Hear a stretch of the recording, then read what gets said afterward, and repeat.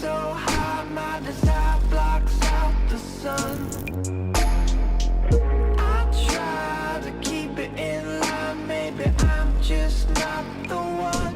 But you know I would, but you know I would, but you know I would keep it undercover.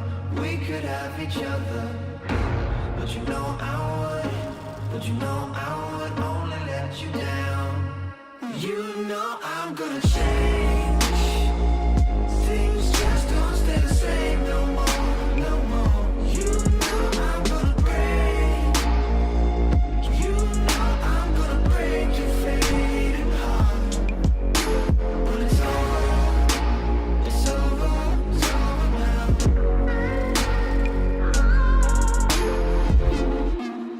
Olá, boa noite a todos. Me chamo Cristiele Medeiros, sou advogada e hoje iremos apresentar mais um episódio do nosso Podlegis Jurídico, mundo jurídico como você nunca viu. Quero agradecer a todos os nossos parceiros, a todos os nossos ouvintes, todos os nossos web espectadores.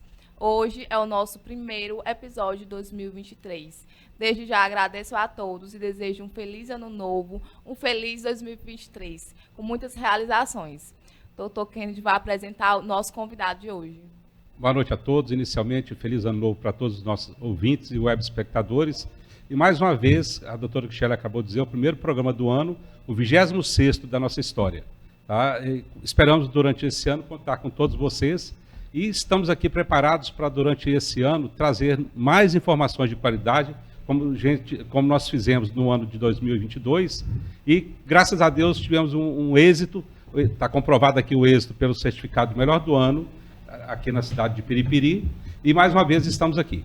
Hoje estamos recebendo o doutor Carlos Augusto de Oliveira Medeiros Júnior, advogado, especialista em Direito Civil e Processual Civil, especialista em Direito Constitucional, membro do Conselho Federal da OAB do Piauí, ex-presidente da subseção de Barras do Piauí. Doutor, seja bem-vindo, esperamos contar com os seus conhecimentos para trazer informações de relevância para o nosso público. Primeiramente, muito boa noite a todos os ouvintes, espectadores aí do Podlegis, né, advogados, jurídicos. É muito importante nós participarmos desse momento. Quero cumprimentar aqui a minha querida advogada, a doutora Cristiele Medeiros, e ao doutor John Kennedy, esse mineiro piauiense, né, que está aqui já há muito tempo no Piauí, e estamos aqui de mãos dadas, abraçados, para unir aí forças tanto com o norte, o sul, o leste, o oeste. É importante essa integração. Eu quero abraçar toda a advocacia da região norte do estado, principalmente de Piripiri, essa cidade maravilhosa. Eu tive a satisfação de estar aqui no último dia 20 e, se eu não me engano, foi 23, não foi? 20, não, foi 22, foi 21, 22, que teve a confraternização. Tive aqui com o presidente Manuel Inácio, um grande amigo, um grande entusiasta da advocacia piripiriense, advocacia piauiense. Foi meu colega de bancada de colégio de presidente das subseções, enquanto fui presidente de subseção. E é um grande amigo, eu tenho uma grande consideração a ele. Doutor Mauro Júnior também, não posso deixar de citar o nome dele, foi presidente da subseção de Piripiri por 2 vezes, é atual conselheiro estadual da OAB do Piauí e tem também desenvolvido um grande trabalho na OAB do Piauí em defesa da advocacia interiorana, principalmente aqui de Piripiri. E dizer a vocês que eu estou muito feliz por esse momento. O meu pai é jornalista, viu, Kennedy? Me permita assim, doutor. Sim. E Cristiele, meu pai é jornalista, assessor de imprensa na Assembleia Legislativa e advogado há 30 anos. E ele sempre disse que o dever de informar é um dos principais papéis da sociedade. A pessoa que está lá no interior, na zona rural, ela, através do Podlegis, através da rádio, através da TV, através das redes sociais, consegue ter informação, por exemplo, da necessidade de revisão do seu benefício, por exemplo, da nova variante que pode chegar e ter que se vacinar. Enfim, a informação, ela transforma vidas e ela conserva vidas. Então, por isso que esse papel, esse dever de informar que vocês, nesse momento, estão fazendo, é importantíssimo para a sociedade. Aí vocês estão de parabéns, porque é 2 mundos.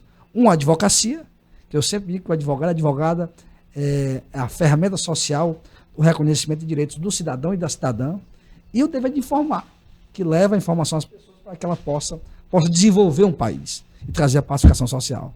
Pois muito bem. Doutor Carlos Júnior, né? Isso. Vamos simplificar. Doutor Carlos Júnior, como eu falei no início, o nosso objetivo aqui sempre foi e sempre será trazer e levar informação de qualidade para aqueles que nos estão assistindo nesse momento. E a gente tem conseguido fazer isso ao longo desses 26 episódios hoje, o 26º. Hoje, o objetivo nosso aqui não é atingir só a classe dos advogados, dos operadores do direito. O nosso objetivo é atingir toda a sociedade. Mas, o senhor, como conselheiro federal da OAB, nós vamos direcionar a nossa conversa, é uma conversa informal, vamos direcionar para levar para a população em geral informações sobre o que é a OAB, quais as prerrogativas da OAB, e depois nós vamos adentrar nas prerrogativas do Conselho Federal.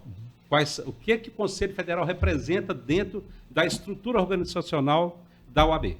Então, eu gostaria que o senhor começasse explicando para a população o que a OAB faz, além de, evidentemente, defender os advogados, defender as prerrogativas dos advogados, mas a OAB tem um papel social. Que papel social é este?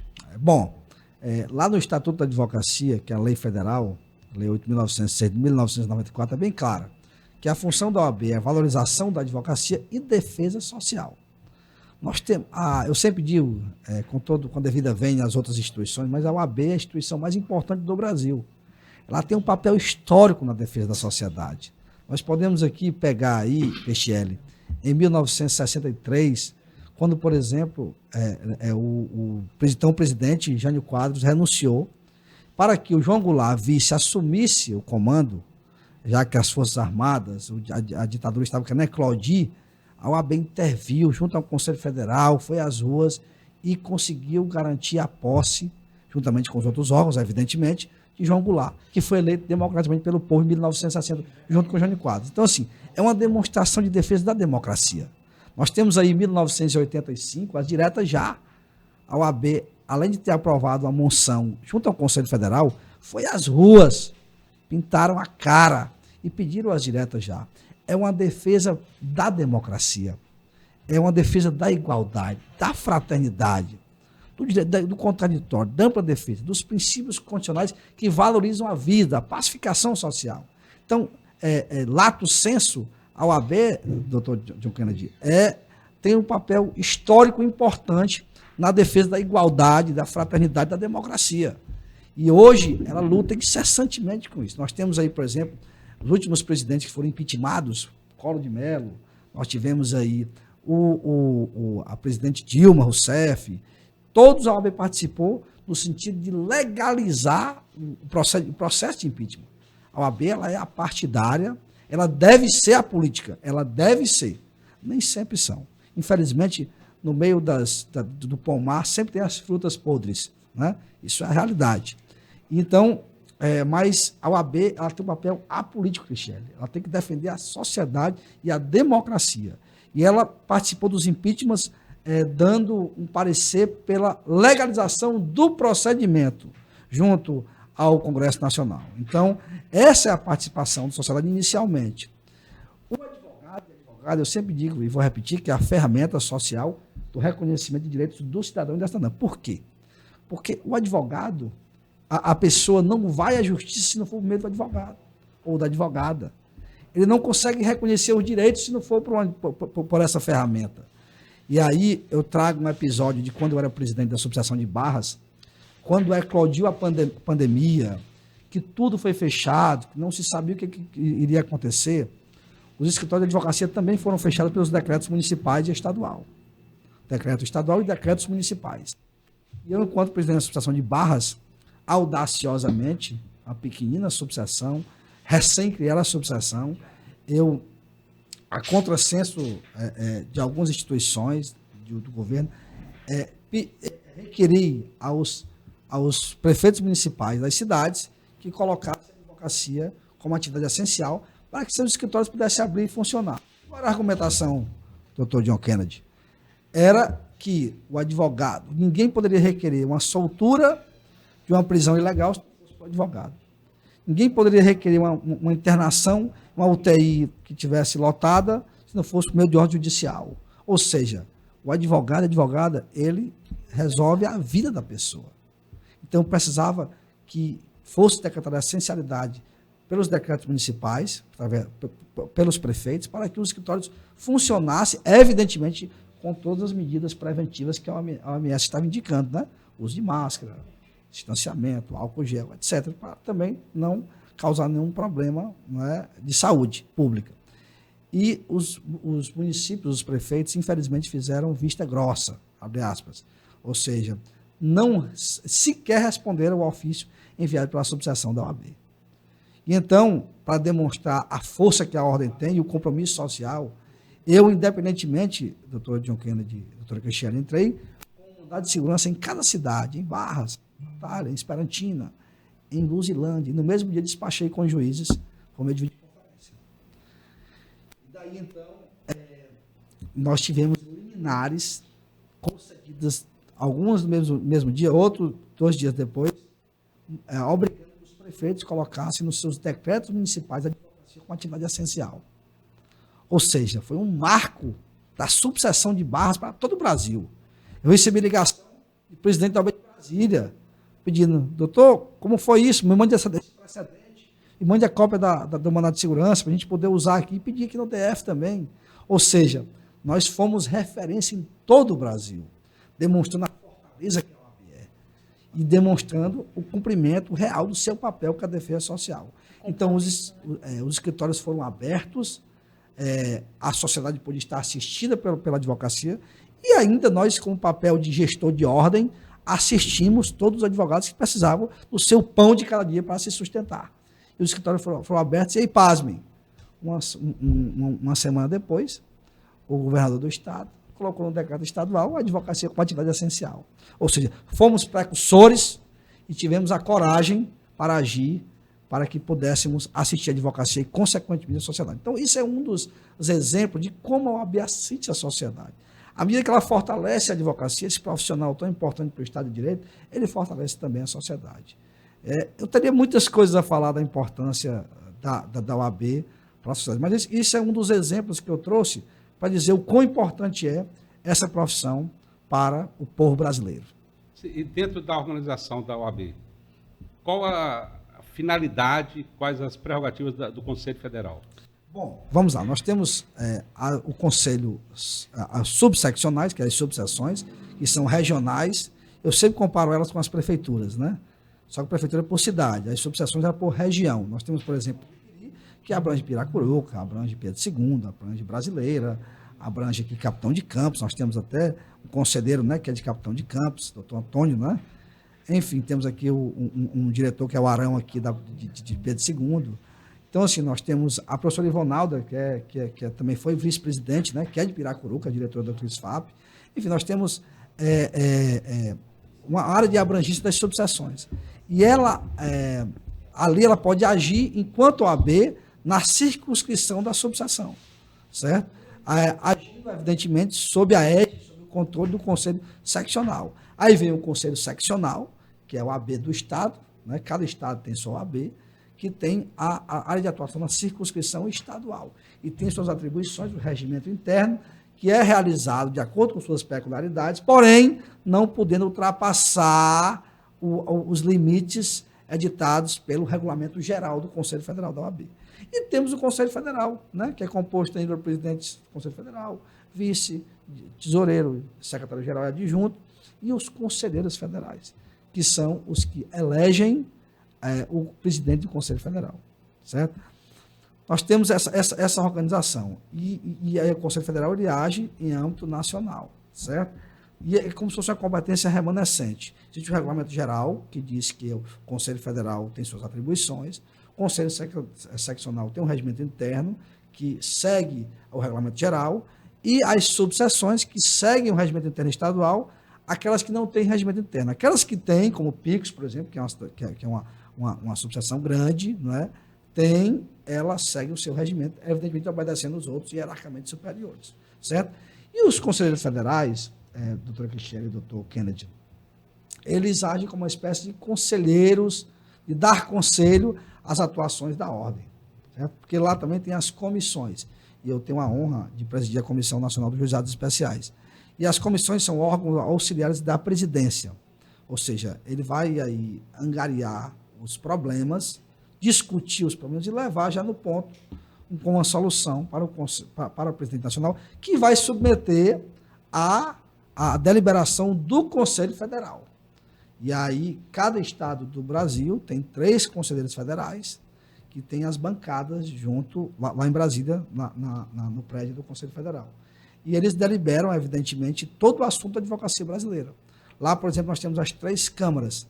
A minha câmara é a primeira câmara, que trata sobre as inscrições da OAB. Por exemplo, se um advogado pediu a inscrição e a inscrição é negada, ele recorre para o Conselho Federal para discutir lá se ele vai ter direito ou não. Agora mesmo, eu recebi um processo que um juiz deferiu várias palavras de baixo calão contra um advogado no despacho dele.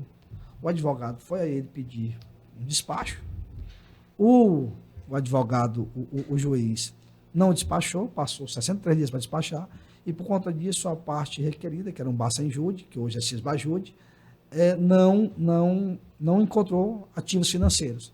O advogado se chateou, porque por causa da demora dele, não foi possível ter um resultado concreto no processo. E ele disse palavras de baixo calão contra o advogado. E aí esse processo foi para o Conselho Seccional, pedindo desagravo, afastamento do juiz, e para o CNJ, etc. Lá foi julgado procedente, e lá o juiz recorreu para o Conselho Federal, porque o Conselho Federal analisasse manter ou não a punição. E eu, como Conselho Federal, relato do processo, votei pela manutenção, né, da conduta dele, de que ele fosse punido, que o advogado fosse desagravado, que ele fosse para o Cadastro Nacional de Violadores de Prerrogativas. E essa decisão foi submetida à Câmara e foi aprovada. Ou seja, nós, conselheiros federais, deliberamos sobre as ações internas da Ordem do Advogado do Brasil. E eu só não posso julgar processo do Piauí, mas de todo o Brasil eu julgo porque aqui eu sou suspeito, por ser piauiense. Certo? Certo, ok. Veja bem, no início da nossa conversa, o senhor falou da importância da OAB na manutenção do Estado Democrático de Direito. Sim. Certo? Recentemente, durante o ano passado, os últimos 2 anos, a gente tem atravessado um momento muito tumultuado do relacionamento da ordem com as outras instituições, sejam elas o Poder Judiciário, o Poder Executivo, o Poder Legislativo.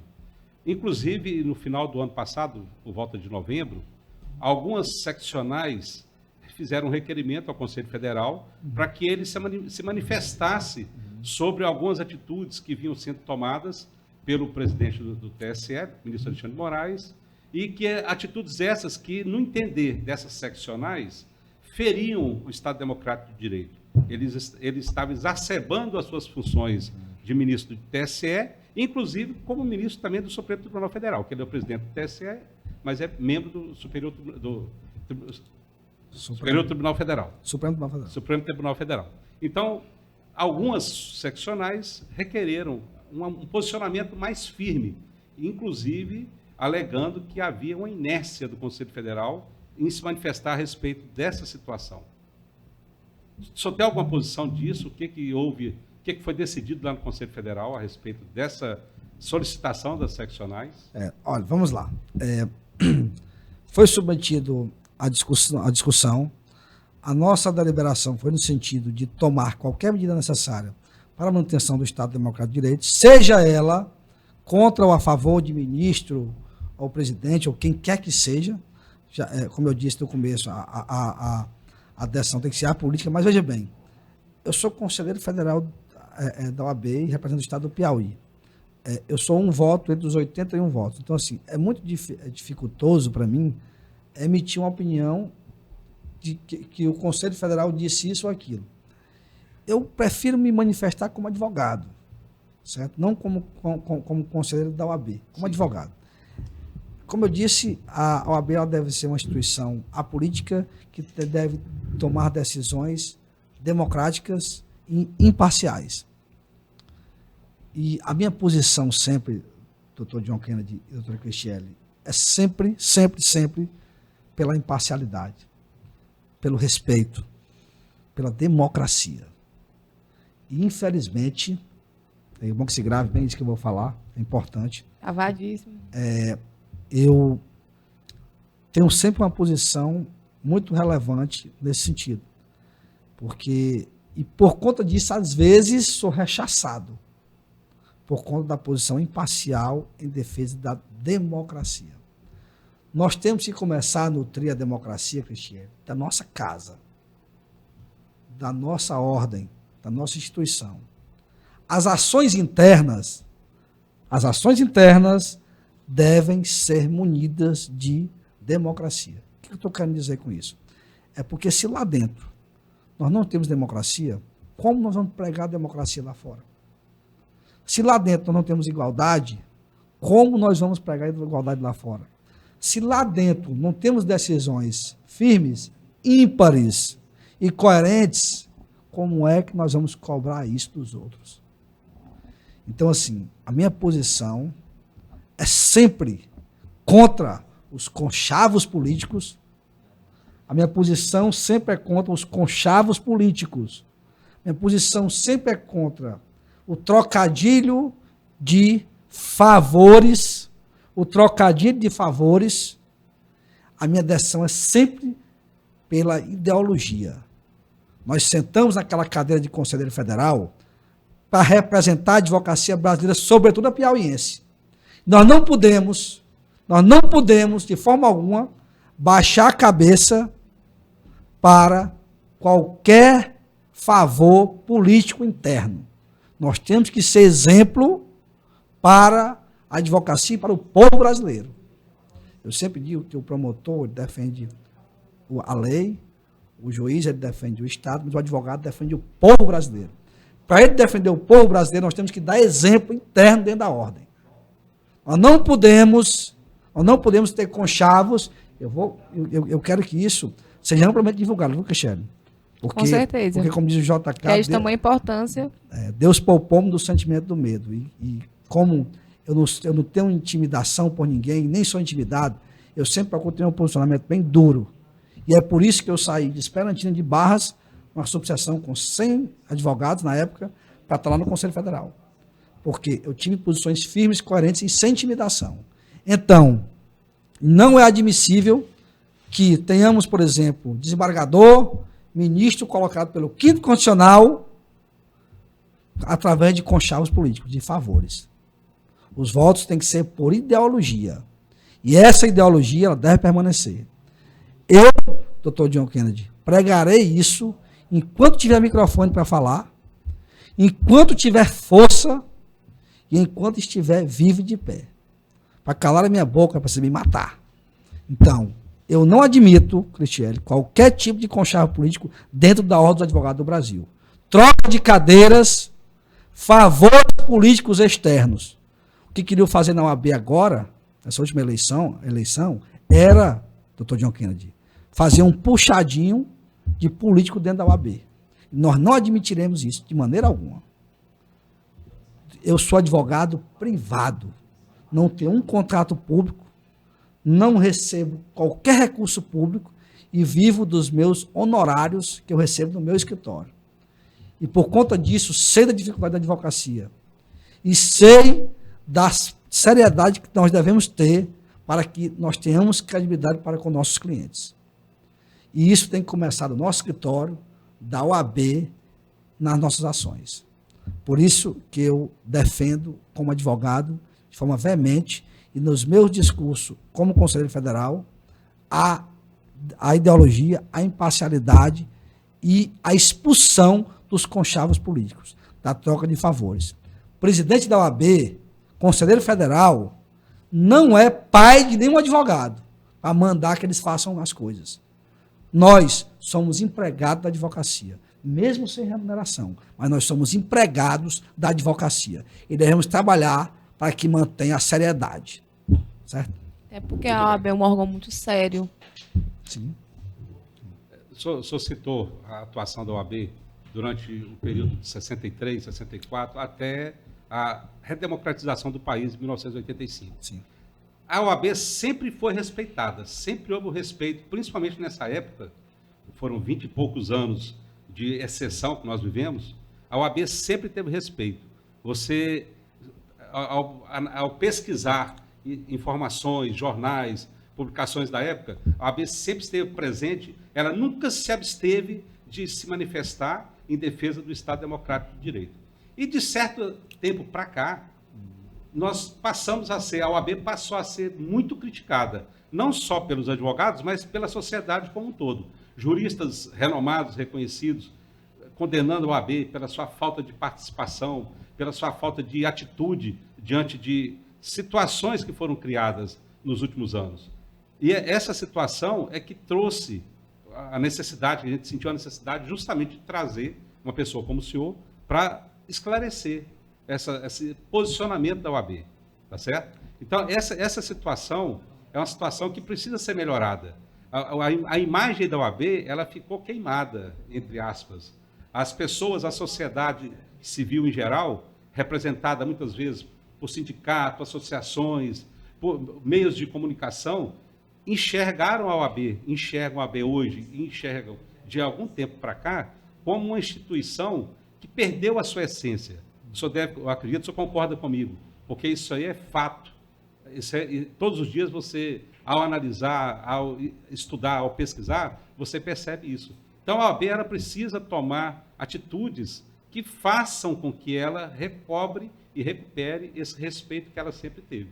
Justamente, concordo plenamente.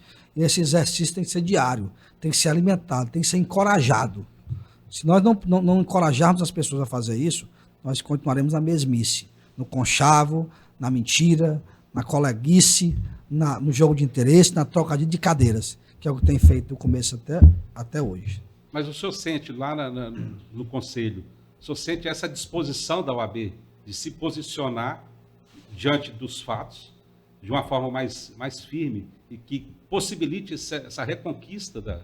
Eu sinto no meu coração a vontade que isso aconteça. E da minha parte, irei externar isso todos os dias, sem qualquer intimidação. Muito bem. Vocês estão vendo que a gente trata aqui de assuntos de relevância, trata de assuntos com seriedade e trata de assuntos com o coração aberto. Porque é a única forma que a gente tem de realmente passar a verdade. Sim, com certeza.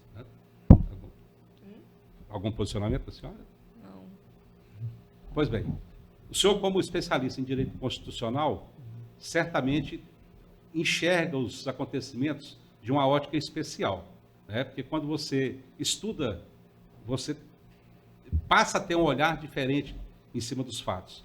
E nós atravessamos um momento, além dessas questões que nós acabamos de dizer, nós atravessamos um momento em que as pessoas, além de ter esse olhar de desconfiança contra a OAB, tem também contra as outras instituições. Tem contra o Poder Executivo, contra o Poder Legislativo e muito mais premente contra o Poder Judiciário. A mídia, nos últimos anos, principalmente nos últimos 4 anos, ela tomou uma posição, como o senhor acabou de dizer, um posicionamento muito político.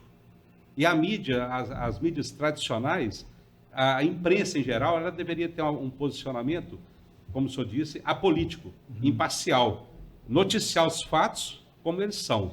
Evidentemente que existem os editoriais, e nesses editoriais pode-se colocar a opinião pessoal, sendo inclusive parcial. Mas como política geral, deve ser dessa forma, deve ser imparcial. O senhor acredita que com essa mudança de governo que nós acabamos de presenciar, 1º de janeiro, novo governo federal, novos governos estaduais, o senhor acredita que a gente consiga essa pacificação, que inclusive o senhor já citou também, que é um dos objetivos da OAB, é a pacificação da sociedade. O senhor acredita que a gente consiga atingir essa pacificação? Eu sou uma pessoa muito otimista, sabe, Kennedy? Eu procuro sempre ter esperança. E, embora me abstenha de tomar qualquer decisão política, inclusive nas eleições, de participar ou de fazer campanha, eu me manifestei silenciosamente lá nas urnas, fui votar, porque defendo a democracia e vou exercer, vou sufragar tranquilamente, independente de qualquer situação. Eu sou muito esperançoso, certo? Então, assim, muito otimista. Eu faço votos para que dê tudo certo, para que nós tenhamos um bom governo, para que tenhamos democracia, para que tenhamos uma posição econômica bem concreta, bem rígida, para que não haja gasto desnecessário. Eu faço votos para que nós tenhamos um investimento assíduo, na saúde e na segurança, que é muito importante, e principalmente na educação, que é a fonte de tudo, né? É onde inicia tudo. Então, assim, eu sou muito otimista.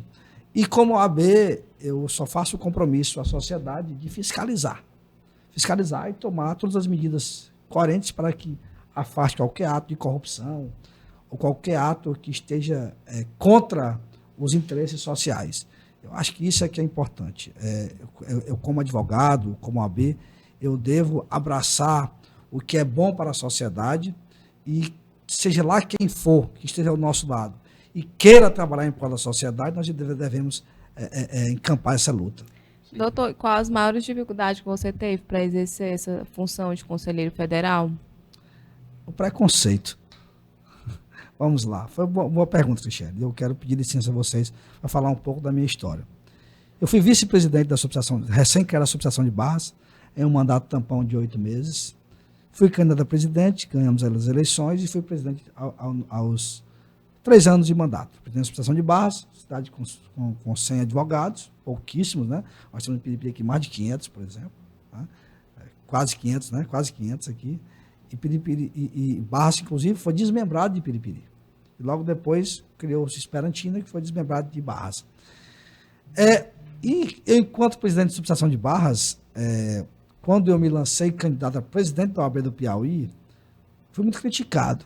Primeiro, pelos grandes políticos da ordem, que são os donos de grandes escritórios de Esperantina, grandes bancas de escritórios, certo? Disseram, mas como é que esse menino lá de Barras, da subseção, quer ser presidente da OAB do Piauí? E eu fiz a pergunta, por que não? Quer dizer, então, que eu sou do interior, porque eu sou presidente de uma subseção que tem 100 advogados, eu não posso ser presidente da OAB do Piauí?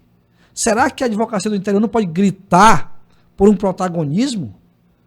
Será que a jovem advocacia não pode gritar por um protagonismo? Porque eu era, na época, jovem advogado. Então, assim, eu disse, olha, eu sou defensor das grandes massas e das consideradas, como eles chamam, de minorias.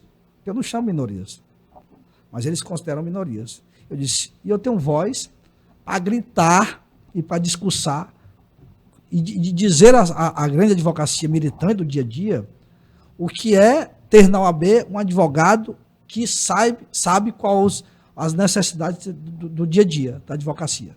Sabe ter que ir no banco enfrentar uma fila para receber um alvará.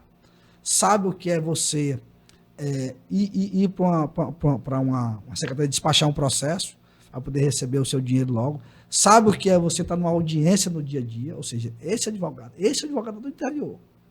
Não é aquele advogado que tem 20 advogados no seu escritório, que ele não pisa no fórum, não pisa no tribunal e quer ser presidente da OAB. Então, assim, eu disse, não, vamos levantar, fazer com um levante. E amigos se uniram, um deu carro, o outro dava uma parcela de dinheiro para contribuir com combustível. A gente começou a andar, principalmente no interior, Floriano, andamos em Valença, andamos em Água Branca, andamos em São Raimundo Nonato, em Canto do Buriti, e começamos a disseminar essa ideia. A ideia do protagonismo da advocacia, principalmente do interior. E eu fui muito rechaçado, viu? Perseguido, rechaçado, fui dito como lunático, como louco, como traidor, porque eu era da subseção de Barras, mas era aliado ao presidente. Eu disse, aliança ao presidente não quer dizer que eu devo obedecer o que disserem, o que mandem. Eu acho que nós temos o direito de colocar o nosso à disposição. Lá na Constituição não diz que todo mundo deve votar e ser votado. Então, eu acho que a gente tem um movimento. E aí uma reunião em Esperantina, eles até intitularam o movimento como Verte o Gibão. O que é isso? Porque no meio do discurso, um advogado levantou e disse assim, você deve ser o nosso presidente porque você veste o gibão. Ou seja, gibão é aquele, né? Vocês sabem o que é, né? E o gibão, ou seja, você vai ao interior. Porque quando eu fui presidente... Está próximo das bases. Conhece as necessidades, né? Os direitos. E eu fui muito rechaçado, Cristiane. Eu fui muito criticado, eu fui muito, muito perseguido por conta disso. Essa perseguição existe sempre, até mesmo de colegas advogados, né? A gente sofre muito diariamente quanto a essas relações. Mas aí, como, mais uma vez, a frase do Juscelino, né? Que Deus poupou-me do sentimento do medo. E eu continuei esse trabalho, visitei. E assim, surpreendentemente, quando nós fizemos uma pesquisa, nós estávamos já com 8% estavam só atrás, evidentemente, do Carlos Henrique, do Celso estava em primeiro, tinha o Raimundo Júnior, Carlos Henrique, e eu estava lá. Então, vinha abaixo lá a Nara e outros que nem pontuavam. E aí, assim, aí todo mundo se espantou, disse, olha, aí começou a ter um respeito maior. E como nós não tínhamos estrutura suficiente para continuar com a eleição, e como o Celso Neto é meu amigo de muito tempo, a gente tem uma boa relação, e éramos aliados, ele chegou, perguntou, quais os reclames? E eu coloquei todos os nossos reclames sobre o interior. E ele disse, eu aceito todas. Eu disse, eu vou para o Conselho Federal para poder lutar lá pela advocacia do interior. E aí, ele aceitou, nós ganhamos a eleição, ele ganhou por 59 votos de diferença. Então, olha só a importância do movimento do interior para ele, né? Então, ganhou as eleições, e eu tenho feito esse papel desde quando assumi, de visitar as subseções. Eu procuro priorizar as subseções, priorizar a advocacia do interior. Quando tem um evento, por exemplo, agora no final de ano eu participei de um só evento na capital, e os outros todos foram no interior. Por quê? Porque eu queria que quebrasse aquele vidro, John Kennedy, que fica entre o gestor de ordem e o advogado. Você vê aqui o presidente da OAB lá longe, você vê o Conselho Federal lá longe. Inacessíveis. Né? Inacessíveis. Eu quero quebrar essa vidraça. Eu quero aproximar. Eu quero falar no WhatsApp. E o WhatsApp, sim, é responder com áudio, porque tem aquelas mensagens automáticas da assessoria, né? Só responde, manda o texto, entendeu? Tá próximo. Porque, como eu disse no começo aqui, o gestor de ordem é empregado da advocacia. Ele é empregado. Ele está ali para fazer o que os advogados querem, ou pelo menos que a maioria querem. É defender os interesses de forma veemente. Ser direto. Não é para estar pousando em foto e elogiando o presidente do tribunal ou achando bonito A ou B, não. Não, nós temos que lutar pela advocacia. Nós devemos repudiar de forma veemente aqueles que atacam os advogados. E eu tenho feito isso, eu tenho andado em todo o Brasil disseminando isso. Eu trago sempre esse meu exemplo da pandemia. Eu já tive em São Paulo, eu tive no Mato Grosso, eu tive agora no Maranhão.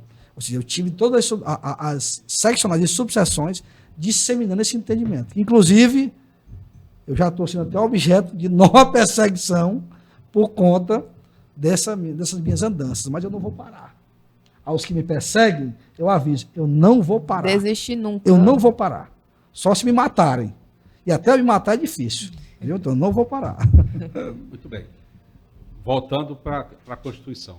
Sim. Nos últimos meses, um artigo da Constituição que tem sido citado, se a gente colocar no Google aí, artigo 142, eu acredito que tenha sido o artigo mais citado,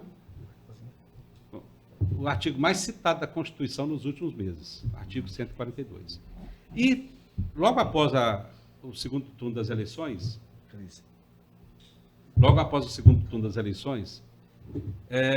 formaram-se vários movimentos invocando a aplicação desse artigo 142. E ainda hoje, já mesmo depois da posse do novo presidente, ainda há pessoas esperando a aplicação do artigo 142. Só acredita, aproveitando a sua sinceridade nas respostas, não é para polemizar, é para esclarecer. Porque tem pessoas que ainda acreditam que esse artigo 142 será aplicado e que um novo rumo será dado à política nacional. O que o senhor diz? O artigo 142, ele caberia numa situação que nós vivemos após as eleições? Ou não caberia?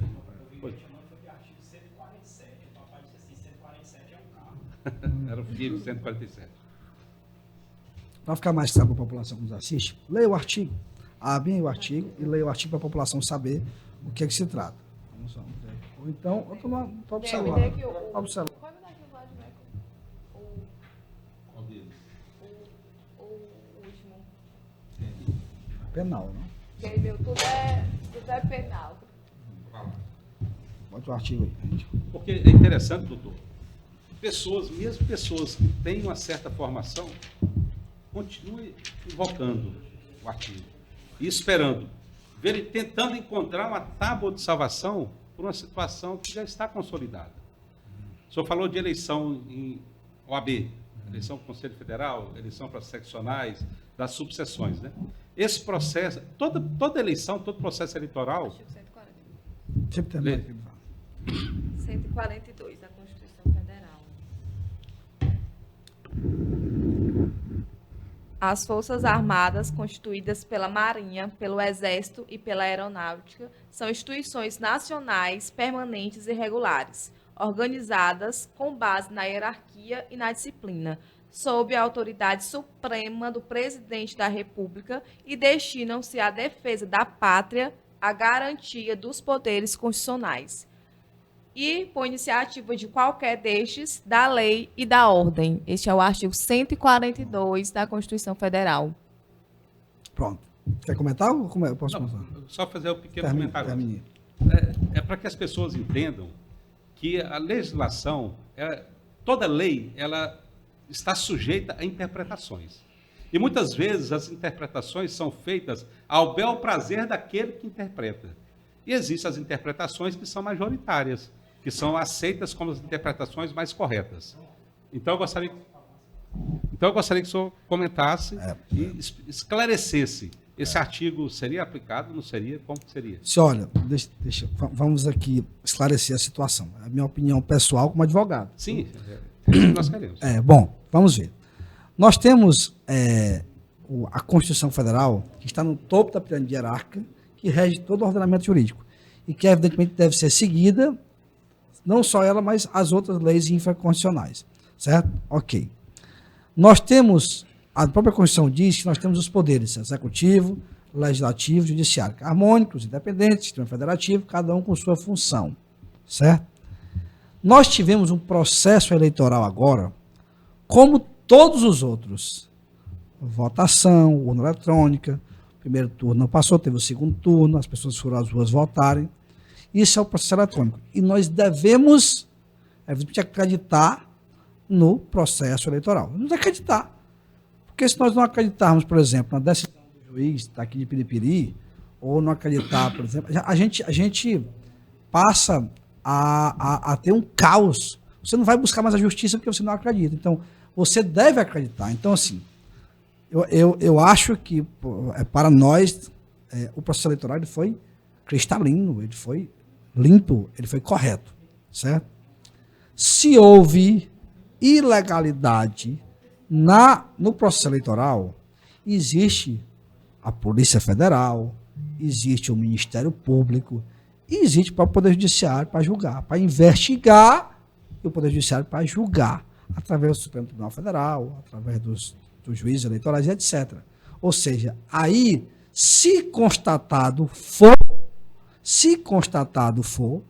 que as providências sejam tomadas de cassação, de novas eleições, etc. O que está descrito na lei. Então, eu acho que cada um no seu quadrado. Se houve irregularidade, que se investigue, que se julgue e aplique a sanção. Mas o processo é democrático, aconteceu, nós temos um presidente eleito e devemos aceitar. E vamos ao trabalho. Lá perto das eleições de novo, 45 dias antes, faz sua campanha e vota em quem você quer. Tira quem está ruim.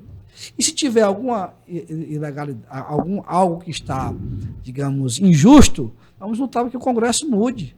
Vamos usar as instituições, a OAB, para entrar com ação de constitucionalidade e etc. Mas você conclamar as Forças Armadas, o uso da coação, da força, para tomar qualquer medida que não está a olho nu antidemocrática, eu acho que é tentar provocar um caos no Brasil. Só quem viveu a ditadura sabe o que é o caos, o que é o desrespeito, o que é o sofrimento. Sobral Pinto foi advogado de JK nos inquéritos policiais que ele sofreu depois que ele saiu, quando estava na ditadura.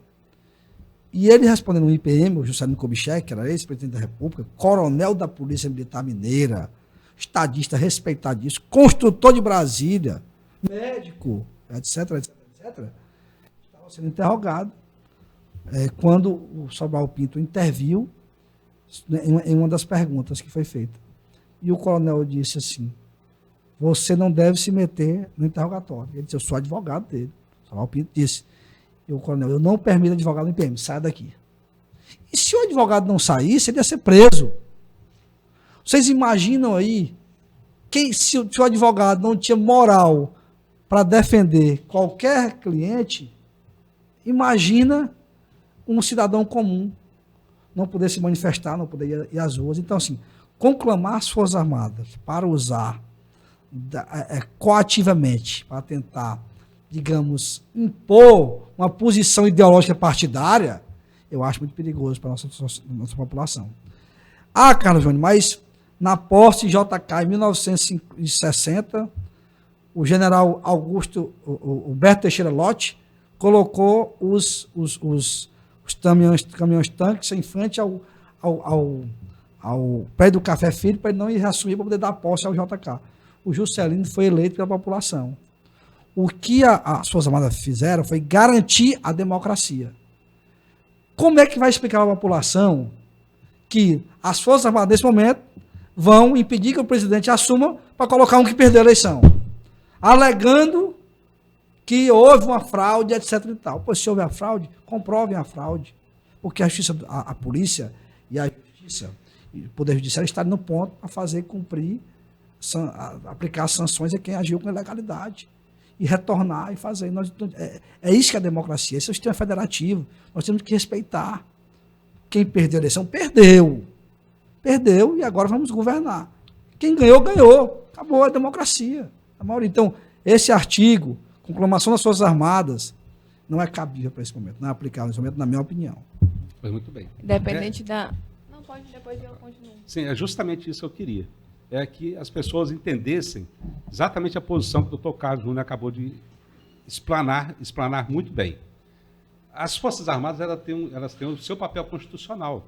Não é uma insatisfação com o resultado das urnas que vai levar as Forças Armadas a tomar uma atitude. Sim. Da mesma forma que em direito não é simplesmente a insatisfação com a sentença de primeiro grau que vai te permitir um recurso.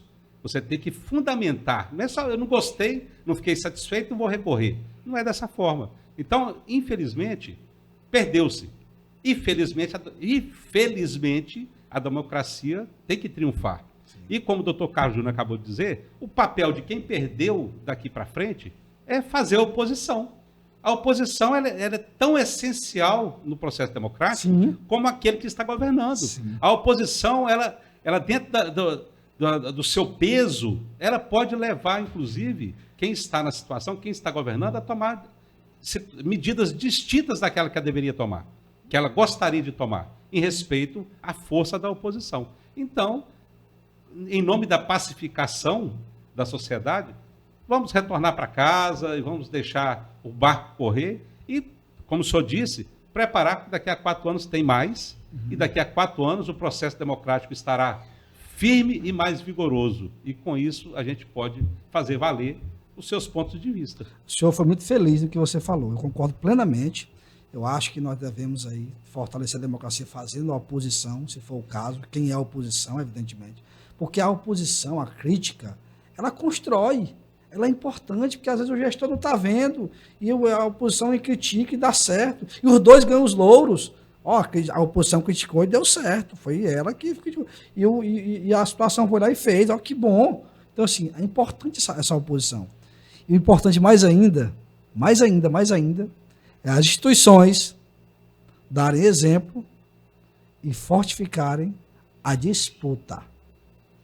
Mais uma vez, as instituições darem exemplo e fortificarem a disputa, que é engenho motor da democracia. Sim, tem que haver esse processo eleitoral, inclusive nas instituições, né? Acho que você entendeu o que eu quis dizer, né? Perfeitamente. Então, só mesmo complementar o que o doutor Kennedy falou e o doutor Carlos, né? Porque muitas pessoas, independente das suas posições políticas, mas é desejar o mal. O meu candidato que eu votei, um exemplo, não ganhou. Aí você, vamos sofrer, todo mundo vai sofrer. E não, tem que desejar o bem de toda a sociedade, né? O bem de todo o povo. Verdade. E discordar também, né? Acredito que nem tudo que as pessoas fazem, a gente não é obrigada a concordar. É como a lei, a gente tem que cumprir, mas não a concordar. A democracia impõe a pluralidade, né? Sim. Toda unanimidade é burra, né? Como já disse Nelson Rodrigues. Quando um direito seu for violado, tem sim que reclamar. Tem que ir atrás, sim, dos seus direitos, dos seus... A gente tem dever, mas a gente também tem direitos, né? E lutar por eles. Porque tem gente que... Pelo menor que seja, né, doutor? Porque às vezes... isso aconteceu, mas eu não vou atrás, não, deixa pra lá. E eu não concordo com esse deixa pra lá. Porque as leis estão aí realmente para ser cumpridas. Verdade. E nós, advogados, como indivíduos, e a OAB, como instituição que representa os advogados, tem esse papel fundamental de levar essas informações, e é o que nós estamos fazendo aqui. Com certeza. O doutor Carlos queria complementar, falar mais sobre algo. Eu queria... Já está encerrando? Não, considerações finais? Bom, dizer, gente, mais uma vez que é muito importante, né, esse trabalho que vocês estão desenvolvendo. Eu acredito que isso aqui logo, logo vai estar em todo o Brasil. Eu quero até, aonde for, com a permissão de vocês, levar o PodLés aí para os outros estados, né, quando for Minas Gerais. É o que nós precisamos de divulgação, nós precisamos de levar esse trabalho que a gente está fazendo, que ele atinja o máximo de pessoas possível, porque a gente procura sempre fazer isso aqui, um bate-papo descontraído, mas que traga informações relevantes. E esse que é o diferencial. Disso. Esse que é o diferencial dos nossos inscritos no YouTube, né? Quem não for inscrito, se inscreva no nosso canal do YouTube, porque a cada episódio a gente também aprende muita coisa, né? A cada episódio, e conhecimento sempre é bom. E nós gostaríamos que o senhor divulgasse também as suas redes sociais, porque os seus posicionamentos são certamente lá nas redes sociais a gente vai encontrar os seus posicionamentos, né? Políticos, seus posicionamentos jurídicos, e são de relevância também. Gostaria que o senhor divulgasse suas redes sociais para quem está nos assistindo. Para mim é uma honra, com toda certeza. Viu? Eu inclusive, a gente tem várias viagens agora, a partir de fevereiro, e eu quero levar isso. Nós temos São Paulo, que é um estado que me acolheu. Lá nós temos 250 subseções. E lá é dividido em 12 colégios. Lá funciona assim. Aqui nós temos as subseções, são só 15 no estado do Piauí. Lá são 250 no estado todo. E lá é dividido por colégios de subseções, de presidentes. Certo? E eu tenho andado em vários colégios lá, e eles têm abraçado o Piauí. E eu quero levar esse modelo de formação ligado, que tem esse duplo papel, né, social e para a advocacia, que é o que fundamenta, que é o sentido do Estatuto da Advocacia. Quero levar eles para que eles possam divulgar, para que eles possam estar disseminando esse modelo, essa informação a todo o Estado. E São Paulo é o coração do Brasil, viu? São Paulo, nós temos 400 mil advogados, 254 subseções, feitas de guerreiros, trabalhadores, e que sofrem assim como a gente. Apesar de ser um estado rico, mas eles sofrem as mesmas dificuldades. Eu estive em São José do Rio Preto, em Ribeirão Preto, estive em Jales, estive em Santa Luzia, estive em Peruíbe, Praia Grande, Santos, estive em São Vicente, estive em várias cidades, conversando com juízes de juizados especiais, conversando com os presidentes de subseções, conversando com a advocacia. E eu pude perceber, viu, Cristiane e Kennedy, que todas as dificuldades que nós temos aqui, eles também têm lá. Então, assim, é hora de dar as mãos e lutar, falando uma língua só, certo? E para que a gente possa ter moral, envergadura moral para falar, nós precisamos fortalecer ainda mais, nutrir o sistema democrático interno. O sistema democrático interno tem que ser nutrido para que possamos ser exemplo e possamos reivindicar cada vez mais lá fora. Então, vamos levar aí o PodLés para Minas Gerais, né? Para São Paulo, porque é um modelo novo, né? Um modelo importante. E aí saindo do Piauí, o Piauí é conhecido como um grande disseminador de protagonistas, viu? Nós tivemos aqui o presidente da OAB Nacional, que é o Marcos Vinícius Furtado Coelho, que vai estar aqui inclusive amanhã também. Na verdade, ele é paraibano, né?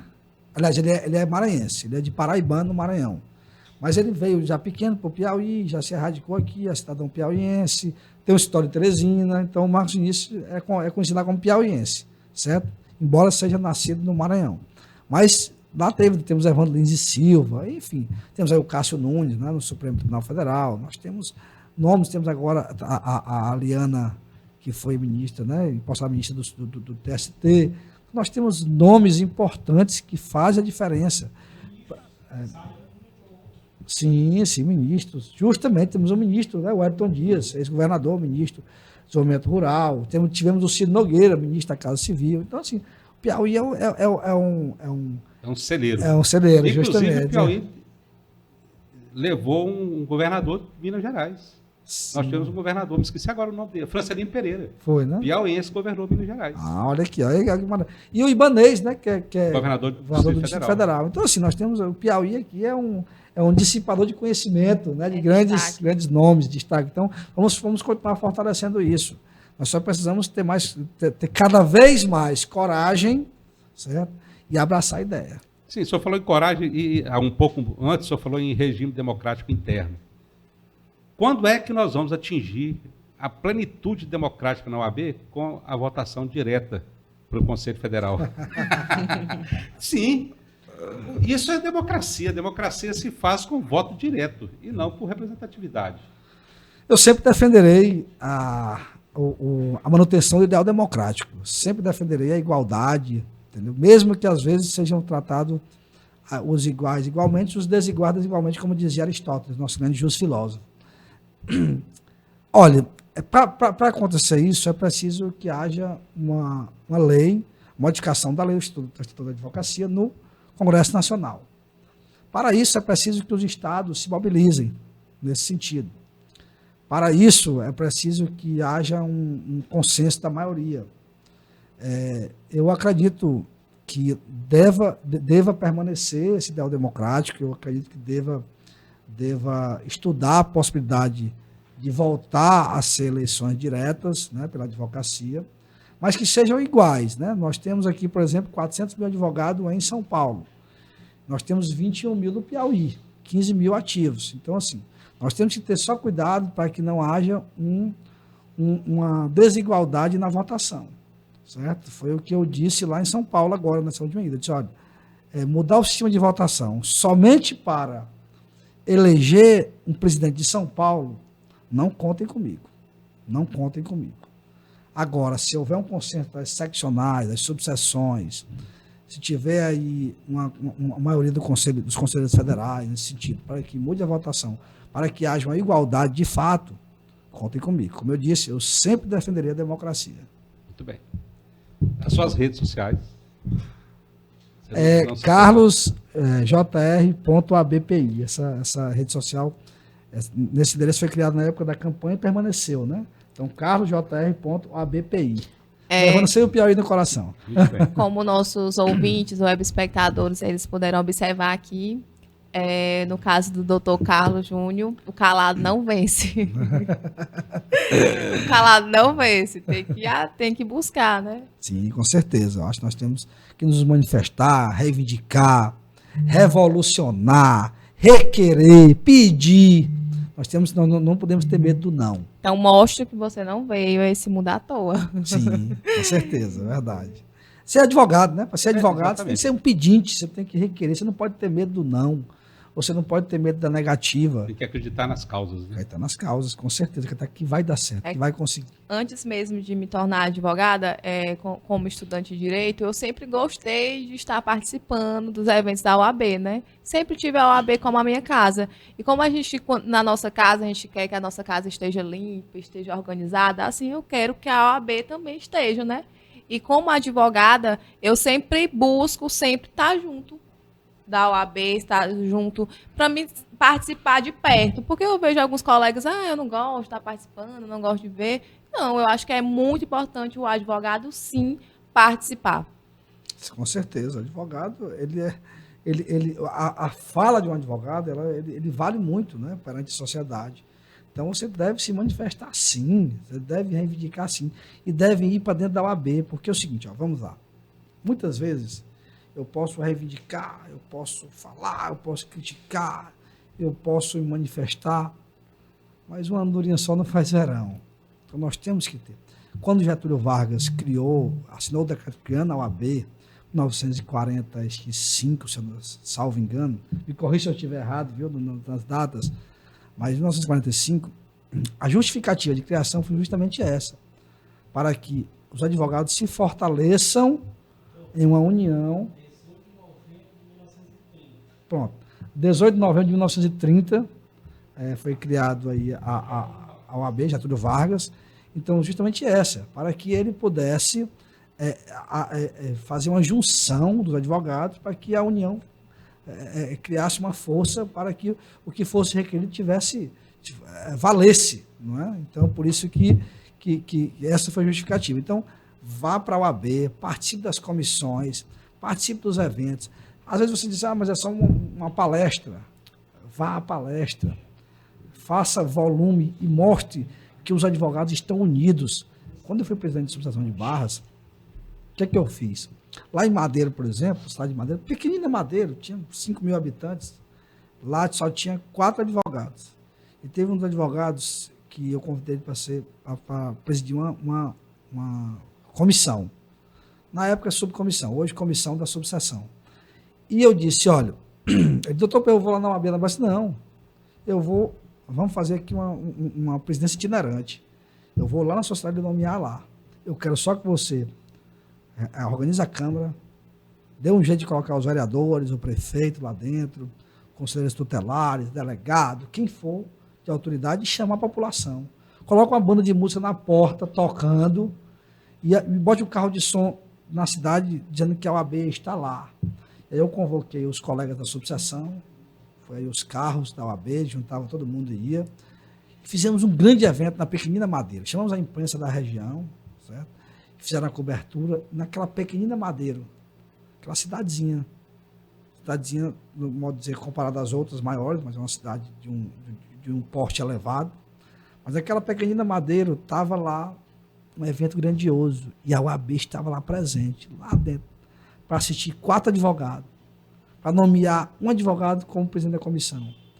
E aquele carro de som, aquela banda tocando, a presença das autoridades locais demonstrariam o quão importante é a OAB. Porque se não fosse uma instituição importante, ninguém estaria lá. Mas a OAB estava lá, de mãos dadas com o executivo, com o legislativo, com o judiciário, com a população na porta, vendo o que era aquele evento. E ali demonstrou a importância daquela instituição. Fizemos uma caravana eleitoral e fomos a Madeira também. Fomos todas as cidades, mas eu uso Madeira porque Madeira é bem pequenininho. E aí fomos a Madeira e fizemos uma reunião numa escola lá, num pátio, e juntamos todos os candidatos e fomos dar uma aula para eles do que pode fazer na eleição, do que não pode, enfim, uma caravana eleitoral. Então, assim, fomos ensiná-los como deve agir nas eleições. Olha o tamanho da importância da OAB. Mas isso era importante porque eu tinha vários membros comigo. Estava ali divulgando, juntando. Então, assim, um andorinho só não faz verão. Então, nós precisamos levar os advogados para dentro da OAB para fortalecer a instituição. Bem, concordo. E no trilho da democrática interna. Eu acredito que juntos somos mais fortes, né? A união faz toda a diferença. Doutor Carlos, então, chegamos ao final do nosso programa. Eu fico muito feliz em lhe conhecer e recebê-lo aqui para trazer essas informações que o senhor trouxe para nós. Suas considerações finais. A pena está acabando, está tão bom aqui com vocês, conversando.